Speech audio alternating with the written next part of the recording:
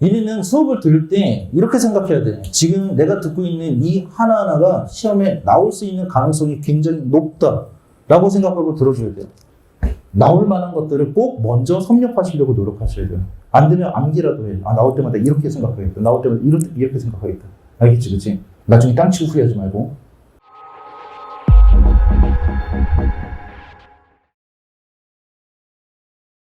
첫 번째 포인트가 이거야. 지금 우리 라스트 드래그나 여기 시트나 딱 하나로 통일한다 그러면 얘입니다. 모든 유형은 출제자의 의도를 중심으로. 각 유형마다 출제자의 의도가 무엇인가? 그럼 출제자의 의도를 캐치해야 되는 이유가 뭐야? 여러분들이 문장을 읽든 지문을 읽든 거기에 대한 기준을 만들어줘요. 출제자의 의도를 파악하지 않으면 그냥 단순한 글이 지나지 않지. 근데 출제자의 의도를 캐치했을 때 정답을 향한 해석이 되는 거고 정답을 향한 독해가 돼요. 지문 읽기가 되는 거예요. 그러니까 출제자의 의도를 알고 내가 문장을 읽느냐 아니냐는 엄청난 차이가 있다는 거. 그 다음 궁극적으로 선지선별의 기준을 만들어줍니다. 빈칸이나 함축에 있는 문제나 그 다음에 문단 요약이나 이 문단 요약이나 이 세 가지 문제들의 공통점은 반드시 최종적으로 답을 선택할 때, 선별할 때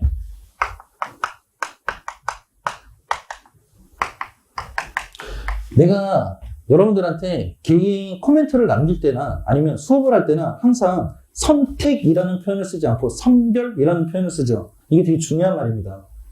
그냥 내 마음에 드는 답을 선택하는 것은 문제풀이적 관점, 수능적 관점이 아니에요. 선별이라는 건 뭐냐면 객관적으로 아닌 것들을 제거하고 남는 것들을 선택하는 거 선별이라고 얘기하는 거예요. 알겠죠? 그렇죠? 이게 어떤 개념일까? 답과 흡사한 것들, 그치? 그런 것들을 선별하기를 요구하는 거예요. 더 아닌 것을. 알겠죠? 그렇죠? 그래서 수학능력 시험에는 뭐가 없다라고 얘기해? 정답이 없다라고 얘기하는 거예요. 가장 적절한 답만 존재할 뿐이지. 이게 왜 그렇다고? 앞서서도 내가 얘기했다시피 자기라고 써도 되겠죠? 작가의 의도와 출제자의 의도가 같은 문제들이 반드시 존재합니다. 근데 이런 문제만 존재하는 것이 아니라 수능은 특별히 더 작가의 의도와 출제자의 의도가 다른 문제들이 출제하기 때문에. 그쵸? 출제자가 작가는 아니잖아요. 그러니까 정답이라고 표현을 쓸 수가 없어요. 무슨 말인지 알겠죠? 그렇죠? 그래서 가장 적절한 답만 존재하게 되는 겁니다. 수능의 원리예요. 무슨 말인지 알겠지? 그렇지? 왜? 작가하고 출제자가 다르기 때문에. 그래서 최종적으로 여러분들은 작가의 의도만 캐치해서 문제를 푸는 것이 아니라 출제자의 의도를 캐치해서 문제를 푸는 연습을 하셔야 돼요. 최종적으로 답을 뭐 할 때? 선별할 때. 선별에는 뭐가 필요한 거야? 기준이 필요한 거지. 그렇지? 이 기준이 뭐야? 이 기준이 작가의 의도 쪽이면 안 되고 출제자의 의도여야 된다고요. 이 기준이. 무슨 말인지 알겠죠? 그렇죠? 빈칸의 핵심 포인트는 뭐라고? 빈칸에 뭐를 찾는 거야? 취지를 찾는 거야. 근데 빈칸의 취지는 어디에서 찾을 수 있어? 빈칸 주변에서 이렇게 찾을 수 있다고. 근데 이게 빈칸의 취지를 찾아라가 아니라 빈칸의 취지를 예상하냐. 빈칸의 취지를 예상해라. 왜냐하면 빈칸만 보고는 이걸 취지를 명확하게 파악하기는 어렵죠. 예상을 해. 예상하실 때 활용하셔야 되는 건 뭐야? 빈칸 주변의 워딩이겠지.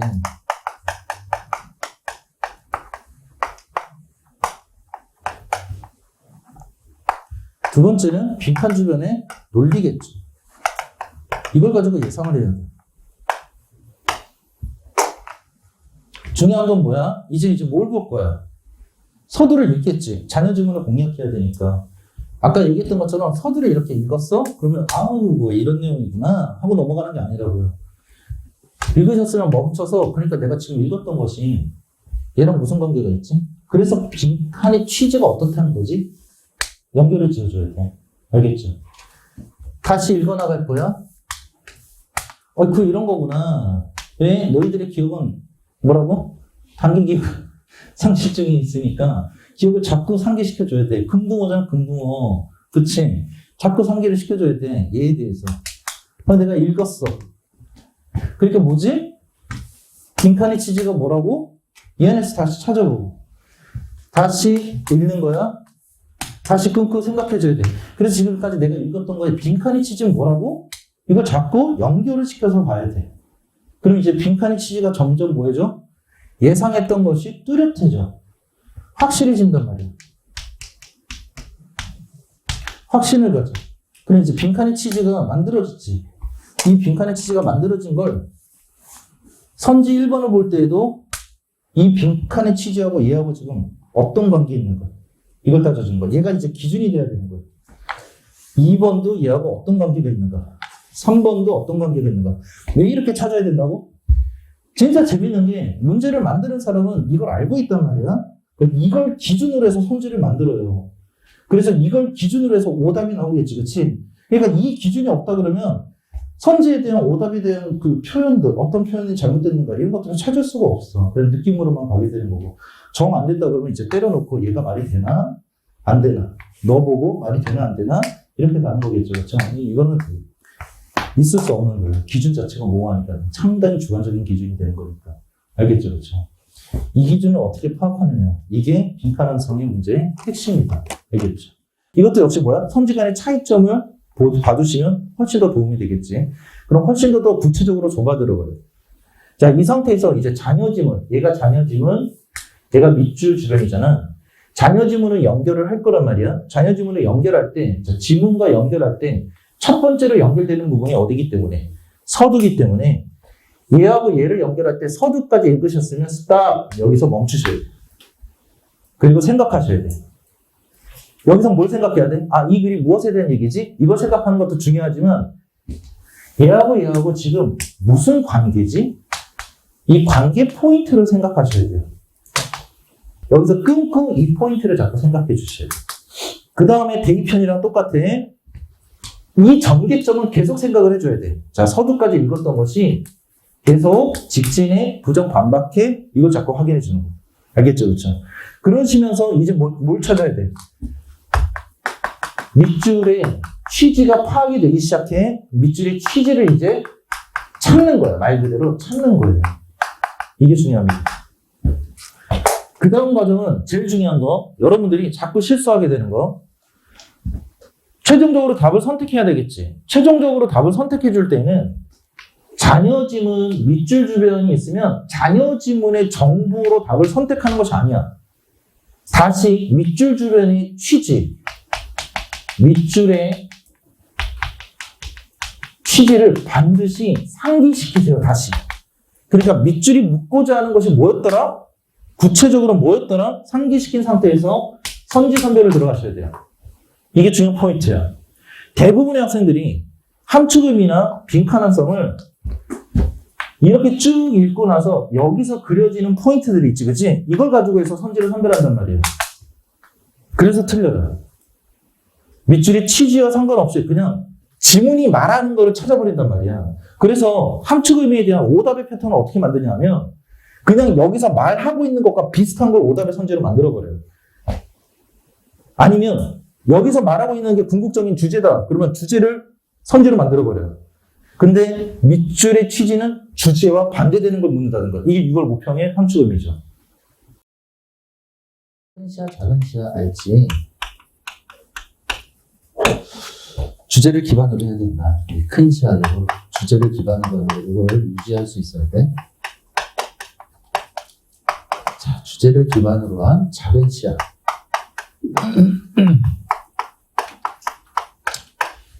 작은 시야는 주변 논리를 맞추는 거지. 주변.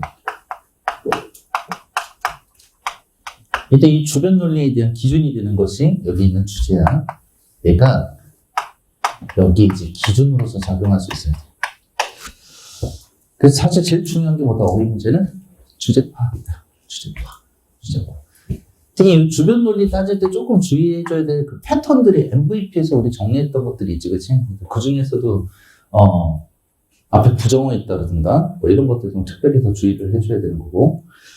그 다음에 어휘 문제는 고난도 패턴이 어떤 식으로 출제가 되냐면, 자, 지문을 고난도로 주는 경우가 있고 선지를 고난도로 주는 경우가 있나?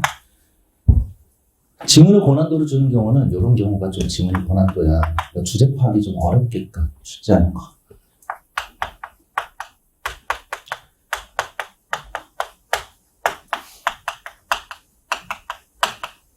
주제 파악을 어렵게 출제하는 패턴은 두 가지거든. 하나는 내용을 좀 어렵게 주는 거.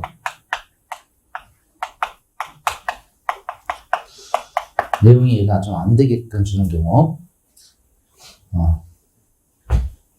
그 다음에 또 하나는 구도적으로 좀 주제를 어렵게 주는 경우들이 있어. 지문 전체 구도적으로. 해석상 그렇게 어렵지는 않아. 내용도 파악은 되지만 구도를 좀 알고 있어야지만 주제 파악이 좀 선명해지는 그런 패턴들.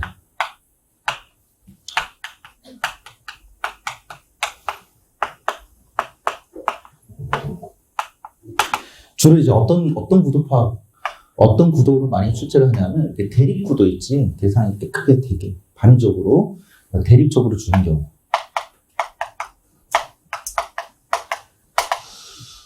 이런 패턴들 좀 주의하셔야 되는 거고. 큰 시야적으로 전개 구도도 생각을 하셔야 된다. 특히 뭔가 지문 안에서 전체적으로 두 대상이 서로 대립적이다 그러면 전개 구도를 대립적으로 볼 수 있어야 돼요. 크게. 큰 맥락에서. A와 B가 서로 반대되는 대립으로서 지문에서 쓰이고 있다 그러면 이 상반되는 대립의 구도를 반드시 기억하신 상태에서 어휘의 쓰임들을 자꾸 따져주셔야 돼요. 알겠죠? 그죠? 이게 요즘 트렌드니까. 자, 주제를 핵심으로 하나, 주제 파악을 논리 판단에 대한 기준으로 삼아라. 지문의 주제를 파악하실 때에는 대립적 논리 구도를 꼭 염두한 상태로 지문을 읽어라. 알겠죠? 그죠? 그 다음에 주변 논리를 따지실 때에는 부정어 같은 거 있다 그러면 꼭 주의하셔라. 잘못 판단할 수 있으니까. 알겠죠? 그죠? 출제자가 이 지문을 자를 때 이렇게 자를 때가 있어. 얘가 제 지문이야. 그러니까 서두가 되겠지. 그래. 얘가 청크 1, 청크 2, 청크 3이야. 이거 뭐야? 굉장히 정직한 글이죠. 정직하게 잘랐어요. 네 덩어리를. 이 지문은 네 덩어리로 만들어져 있는데 서두 끊고 이 덩어리 하나, 이 덩어리 하나, 이 덩어리 하나. 이게 무슨 말이야? 이 덩어리에 공통점 하나, 맞지? 그래서 묶였어. 이 덩어리 공통점 하나, 여기서 묶였어. 이 덩어리 공통점 하나, 여기 묶였어. 이걸로 이제 순서별 출제. 그거 굉장히 촌스러운 거예요. 문제 출제를 잘 못하는 거예요. 물론 수능에서는 이렇게 출제하지 않아요. 그럼 이제 어떤 식으로 출제를 하느냐. 이걸 페이크를 주기 위해서 이 덩어리 이렇게 잘라버립니다. 이렇게. 이렇게 잘라요. 그리고 이 덩어리를 이렇게 잘라버려요.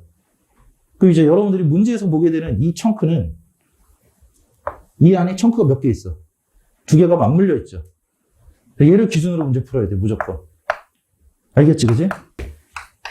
A 혹은 B 혹은 C에서 중에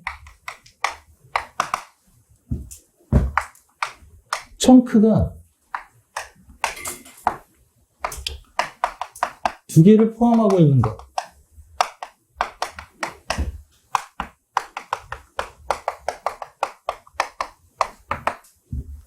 이런 걸 보시게 된다. 그러면 얘를 기준 삼아서 모든 청크에 그대로 적용하셔야 돼요. 부분적으로 적용하면 안 돼. 전체적으로 적용하라는 얘기야. 알겠지? 자, 예를 들게. 얘야, 그냥 얘. 얘가 A, but B야. 이 B라는 청크 안이 얘야. 그럼 얘 앞으로 누구랑 공통점을 가져야 돼? A랑 공통점을 가져야 돼. 알겠지? but B 하고 나왔네? 그럼 이 밑으로 누구랑 공통점이 있어야 돼? B랑 공통점이 있어야 돼. 그래서 얘를 기준으로 A도 보고, 얘를 기준으로 제시문도 보고, 얘를 기준으로 C도 봐야 돼. 알겠죠? 그렇죠? 한번 보자. 정치적 이데올로기에 대한 dedication이에요. dedication이 무슨 뜻이지? 헌신, 이런 거지, 그치? 그럼 정치적 이데올로기에 대한 헌신 and opposition to another. 또 다른 정치적 이데올로기에 대한 뭐지? 반대요. 나열되고 있는 게 서로 어떤 대상이야? 대립 간의 대상이죠. dedication이 하나 있고 opposition이 하나 있잖아, 그치? 그럼 얘는 뭘 암시한다? 대조구도를 암시한다. 알겠죠? 대조구도를 암시한다. 이게 왜 중요하냐? 대조구도를 암시하잖아? 대조구도랑 청크가 몇 개 있다는 얘기야? 2개 있어야 된다는 얘기야. 이게 무슨 말이니? 얘네들은 2대1은 무조건 나뉘어요. 맞지? A, B, C가 두 덩어리가 돼야 된단 말이야. 그치? 그러니까 A, B, C는 무조건 2대1로 나뉠 수밖에 없어요. 맞죠? 그럼 얘는 순접이야, 역접이야? 역접이야, 역접. 알겠죠? 그럼 이 부분이 지금 뭐야? 역접이지. 누구랑? 얘랑 역접이야. 그치? 아까 설명했던 어떤 거야? 이런 관계가 돼야 돼. 그럼 여러분들의 과제는 뭘까? 해석이 안 되지? 해석이 안 되는데, 해석이 안 돼도 형태적으로 보고 이 사이에 뭘 기준으로 한 반대가 있는가를 찾으셔야 돼요. 오음 심벌이죠. 그것만의 것을 했다는 건 얘를 고수했다는 얘기야. 근데 얘는 뭐야? 변화, 수정을 얘기하는 거죠. 그치? 변화나 수정이 존재했다는 얘기예요. 그럼 상대적으로 얘는 그것만의 것을 블라블라 했다는 얘기는 변화나 수정이 있었다, 없었다? 없었다고 되는 거예요. 알겠지, 그치? 그럼, 자, 여기서 논리적 해석법, 이거 팁스 때 많이 연습했었던 거야. 다시 한번 상기시켜보자. 얘를 해석하는 방법이에요. 뒤에 이런 얘기가 나오죠. As did Castro and his followers. 왼절 중요하지? When they adopted draft fatigue uniforms. 칙칙한 fatigue 유니폼을 그들이 받아들였을 때 캐스트로와 그의 동료들이 뭐 했던 것처럼 뭐 했을까요? 다시 얘네가 이런 유니폼을 받아들였을 때 얘네가 그러했던 것처럼 이 말이란 말이야. 그러했다는 게 뭐야? 받아들였던 것처럼 무슨 관계야? 논리적으로 동의적 관계지. 받아들였던 것처럼 이 그룹이 이것만의 상징을 뭐 했을까? 받아들였죠. 동의적 관계니까. 이해하시겠어요? 받아들였다가 되는 거예요. 그치? 고수했다가 되는 거예요. 이해됐어요? 그냥 고수한 거예요.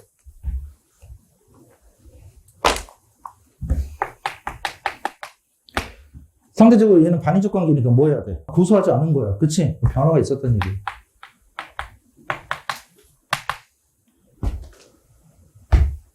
변화가 있었다는 얘기는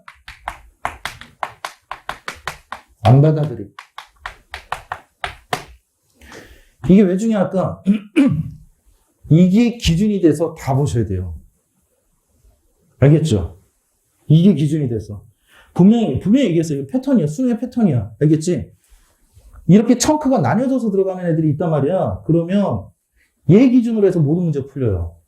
그래서 얘를 정확하게 파악하지 못하면 이 문제 맞추기 어려워요. 그때는 이제 진짜 순서 맞춰야 돼요.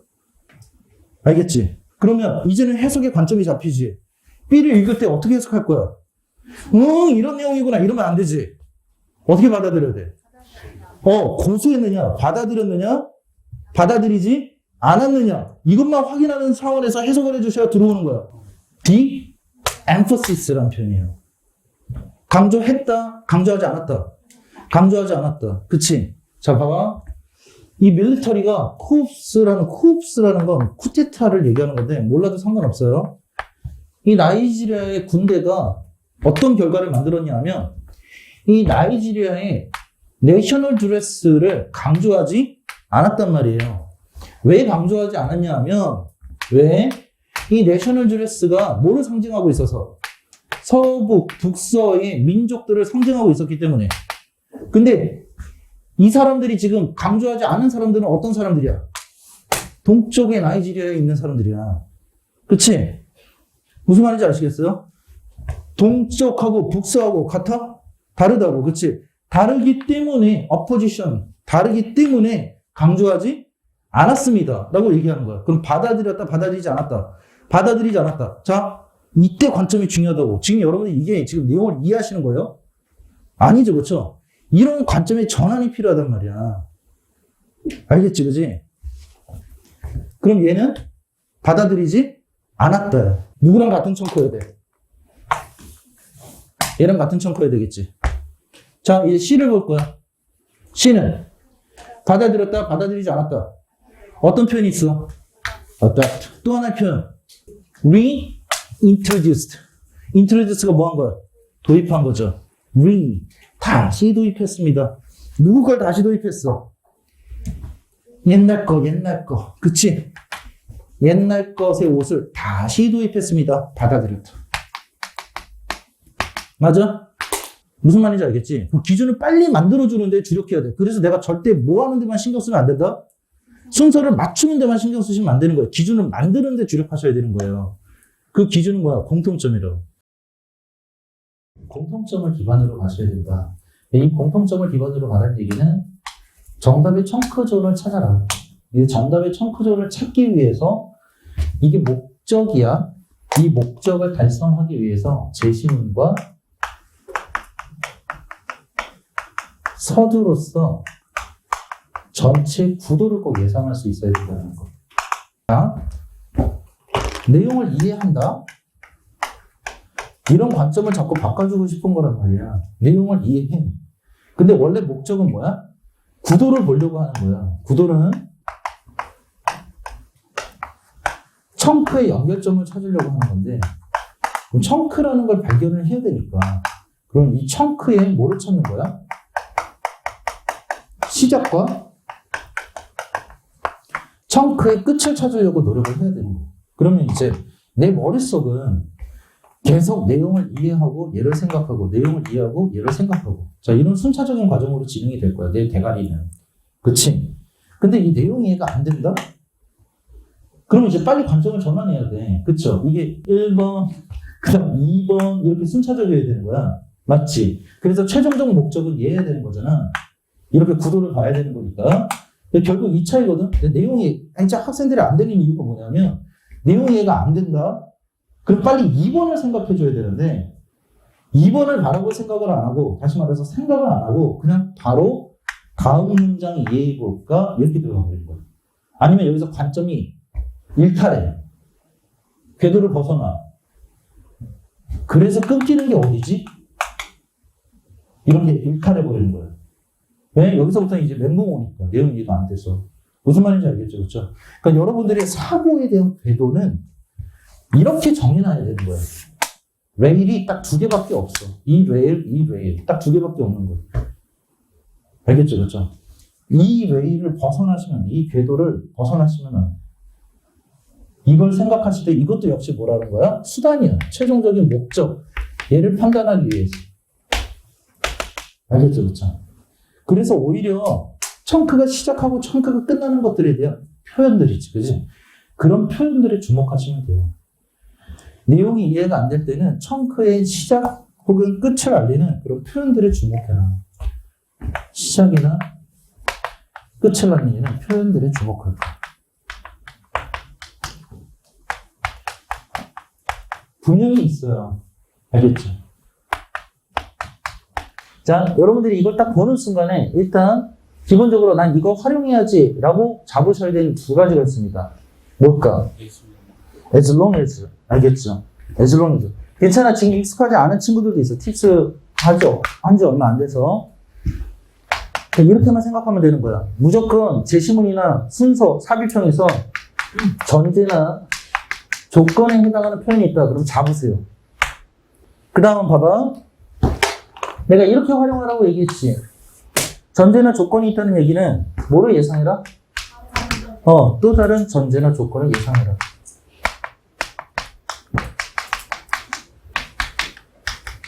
왜 그랬지, 얘들아? 지금 여러분들은 삽입형 풀고 계시죠, 그렇죠? 자, 이건 삽입형에 아주 가까운 트렌드입니다. 자, 이건 꼭 기억을 하세요. 얘는 삽입형의 트렌드야. 다른 유형에서도 물론 적용 가능한 거예요. 알겠지, 그지?